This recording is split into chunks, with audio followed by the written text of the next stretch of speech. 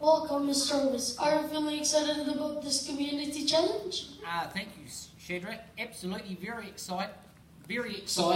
And I think it's great that for the school and parents and the community to be working together to ensure we get our children to school on time. So I think it's fantastic.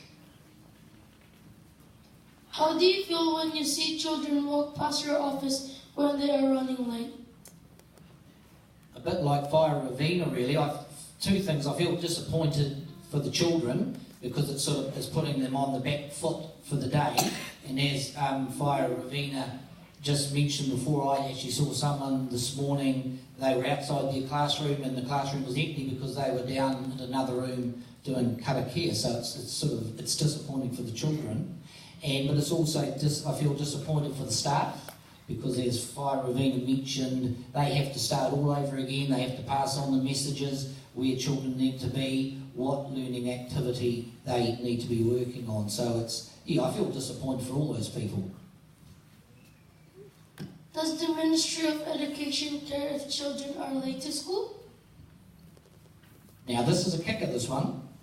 Absolutely they do, and I think that some people don't realise that once your child is enrolled at school legally, they have to be at school. So if they're not attending regularly and on time, in essence, they're actually breaking the law.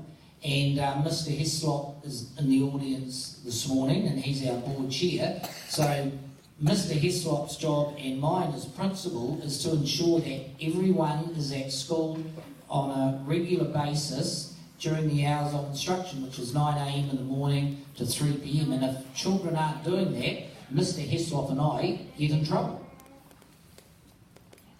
If you were ever late to school as a child, how did you feel and what were the consequences back in the days?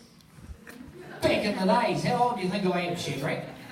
Actually, someone asked me this yesterday, and I have a very vivid memory. I was in Year 6 at Herne Hayes School, which in those days was called Standard 4.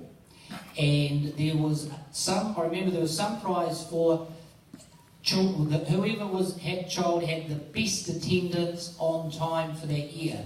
And one morning I was late, so I had to help. I lived on a farm, and I had to do something before I jumped on my bike off to school, and I was late for school once, and I haven't forgotten it, and that was 50 years ago.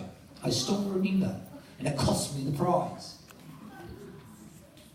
Thank you, Mr. Roberts, for your time, and we look all forward to seeing the result for our community challenge.